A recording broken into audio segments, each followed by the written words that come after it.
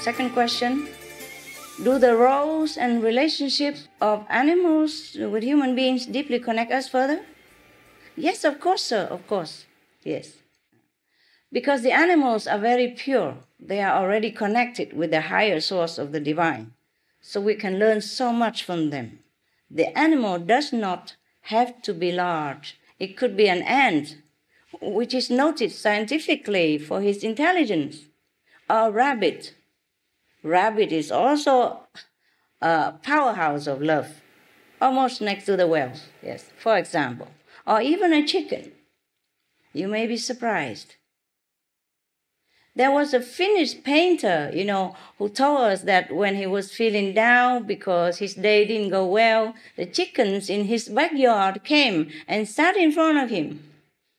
And just by looking at them, he got a sudden energy boost and felt better. Yeah, try it yourself. I rescued some chicken from the battery farm and I tried looking at them. Thank you. Now, some people also report remarkable experiences with marine mammals like the dolphins, saying that just contacting them once in a while lifted them out of their depression or nervous breakdown even. And some researchers have even noted a shift in people's brain waves for the better, for more positive, following dolphin encounters. So this has been proven, with lasting changes that include more creativity and even strengthened immune system. Imagine that. Just contact them once a while. So, how is that animals are helping us to reach the golden era? It is through their unconditional benevolent love and merciful nature, Mr. Cantor. I'm sure you know this, or at least you feel it. And their absolute forgiveness, no matter what humanity has done to them. You see, for example, the whale in Vietnam, the big whale that rescued the fishermen in Vietnam, they do know that these are fishermen. They do know that they kill fish for a living, but they still rescue them at sea when the fishermen are in danger. You see, absolutely unconditional and not judgmental. This is the love that we humans also house in our hearts, but we have suppressed it because the substance that we took into our body don't help us to develop more of our divinity, but on the contrary, destroy it, or at least suppress it, damage it. So now we have to reclaim it again. Now, speaking of the quality and the unconditional love, I must say something about honoring this love from the animals for all the generosity of spirit and blessings that they bring into our lives. How do we have the heart to kill them and eat them, to enjoy their suffering? You must know this, Mr. Cantor, since you are already vegetarian. I appreciate that. God bless you. Thank you.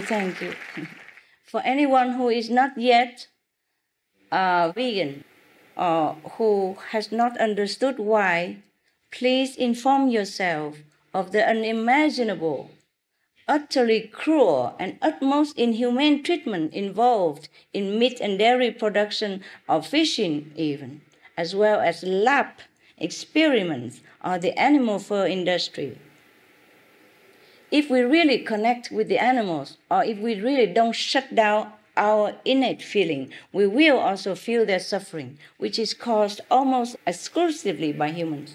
So please, I ask you, go and find out what really happens to the animals in those slaughterhouses. I would call it mass murder house. If you do, it's likely that they will no longer end up on your plate.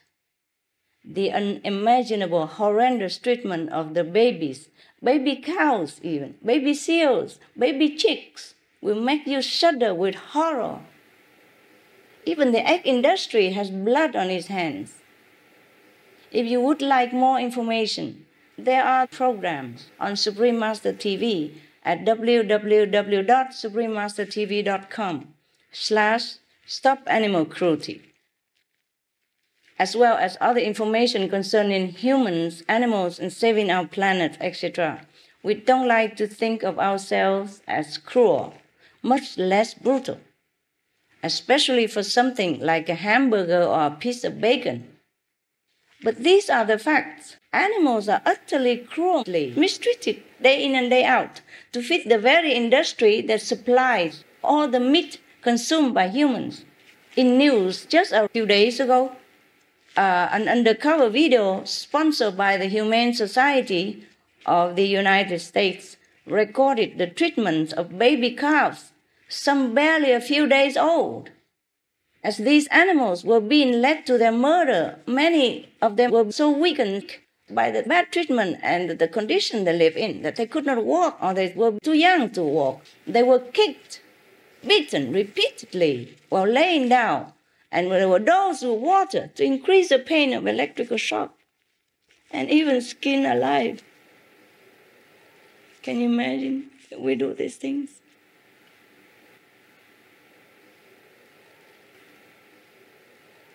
It may surprise you to know that this was a certified organic facility. It's not just ordinary animal farm. So now we know that even the animal products you think are somehow more healthy or eco-friendly, this is not the case at all. Please don't eat meat. It's too cruel. In another discovery, undercover recording, baby male chicks were being sent by the thousands down a conveyor belt to a giant meat grinder, alive. Can you imagine the little chicks like this? So beautiful, so cute. And they do this. We humans do this to them.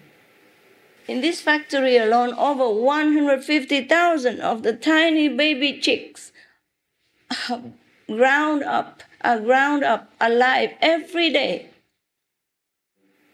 for dog meat or whatever meat.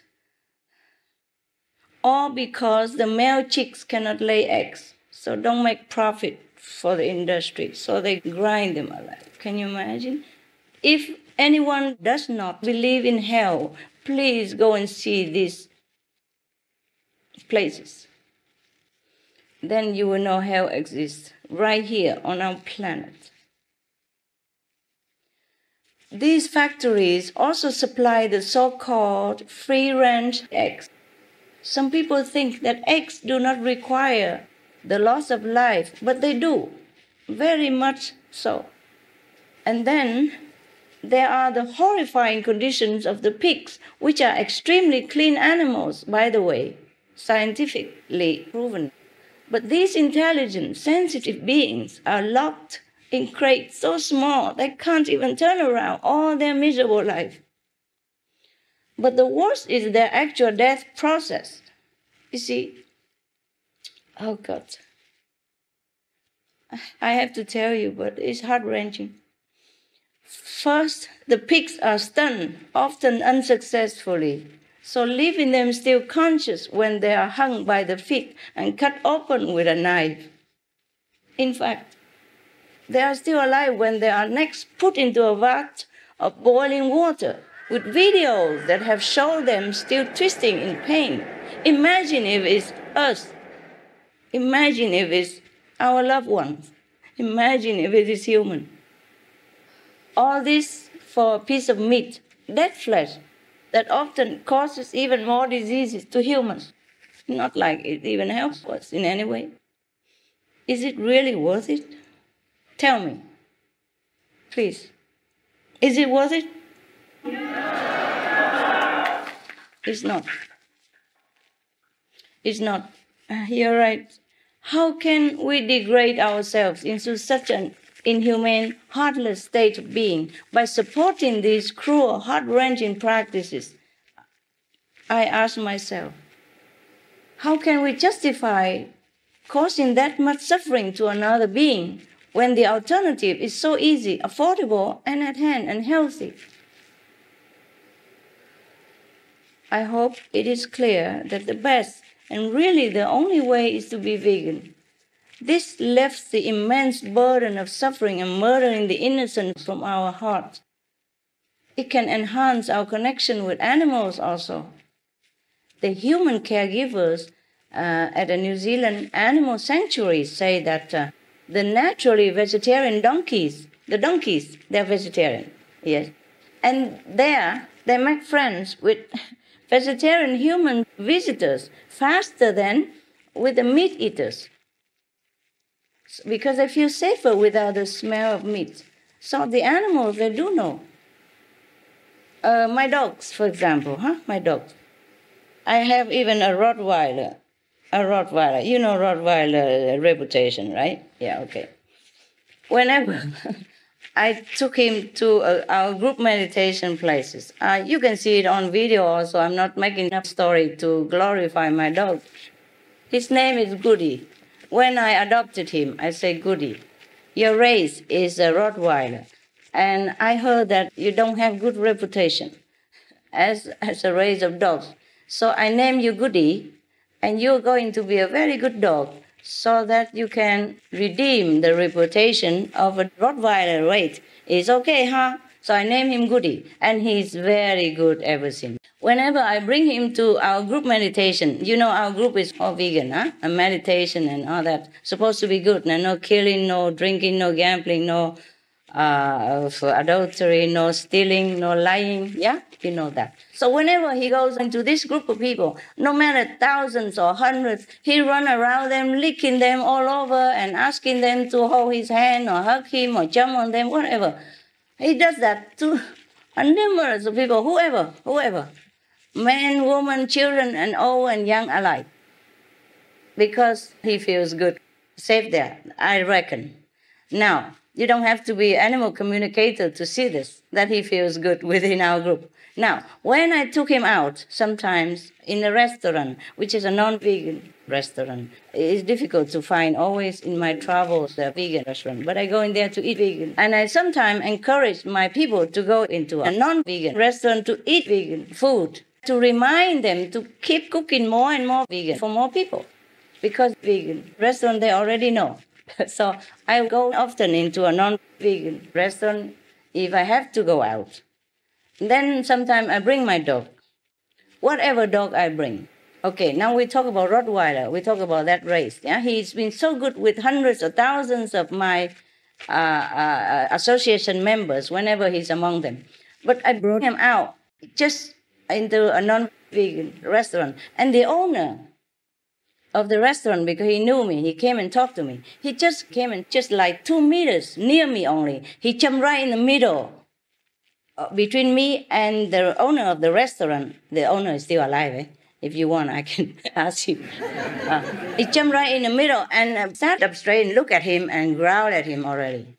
Growling only, huh? I said, no, don't do that. So the Rottweiler was quiet. Then the man thought he could approach me a little further. He just took one more step and he stood up. The Rottweiler stood up and said, no more. He protects me that much. But among hundreds or thousands of my people, he never does anything to them. He goes licking them all over and, pawing them and hugging them. My God, you have to see it to believe. Well, all my people are still alive. You can ask them. The animals do know. I know that from my dogs. All the dogs are the same. All the dogs are the same. Now, one of the other dogs, called Hamid, he's an Australian shepherd. He's also very protective. Now, when he goes among our group, all vegans, he also lets them, he's normally very shy. He only knows family members. But when he goes out, he's very shy. But when he goes to our group, if I tell him, Hamid, never mind, go let people touch you because they love you. And then he goes around and let people touch him. And then he come back, sit next to me. Yes, fine. But if I go outside and take this dog with me, even to a bank, he's not growling like that. He's shy. But the bank people see him so beautiful, blue eyes and a very beautiful dog. So they want to touch, and he doesn't want them to touch. He hides behind me immediately. Whenever that person approaches, he just runs behind my back and hides. He doesn't want to be aggressive because I told him not to, but he doesn't want to be touched by the meat eater. I'm sorry if I offend anyone. But in my group, he let everybody touch him. These are true stories. And now, we must know that animals really understand who is who. So if we know all this, we cannot support further the meat industry because there's mass murder.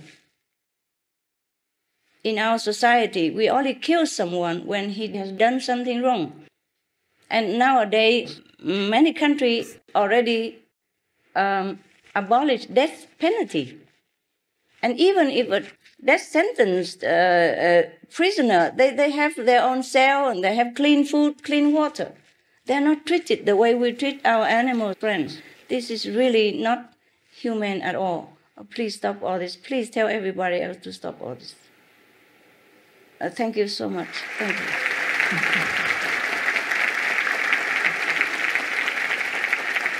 Thank you, Supreme Master Ching Hai, for reminding us how noble our animal friends are and how they contribute to the loving balance of this world.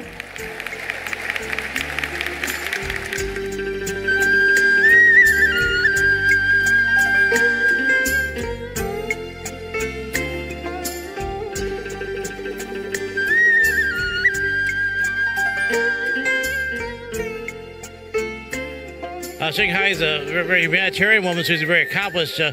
I sense a sense of love and peace in her talk and a humanitarian philosophy. So I thought that was good.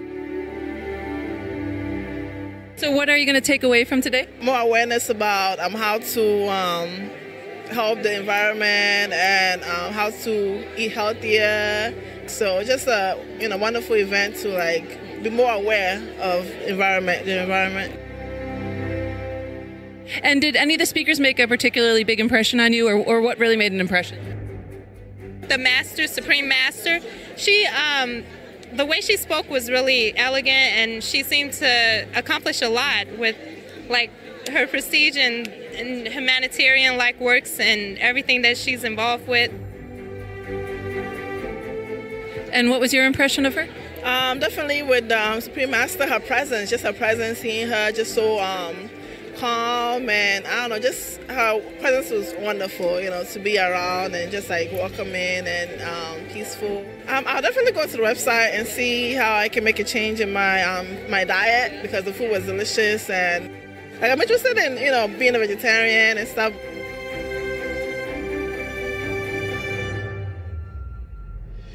I definitely learned a lot about just the mass amount of awareness that this issue has. As soon as it got here and I realized that all these people were here pretty much because they were vegan, it was almost like I was, I walked into something that was bigger than myself. I found her message overall pretty appealing to the audience. I mean, she really got down to a level that I can relate to as a college student, I guess. Unlike grand philosophers who seem to be on this great pedestal of knowledge and whatnot, she was more at our level of, really, she could joke, and she had this kind of simplistic view on the world that we could all share as, younger generations. Be veg. Go green. Save the planet. All information concerning the scientific evidence of climate change and its solution is in Supreme Master Ching Hai's book, From Crisis to Peace, free for download at crisis2peace.org. Gracious viewers, we appreciate your presence today on Words of Wisdom.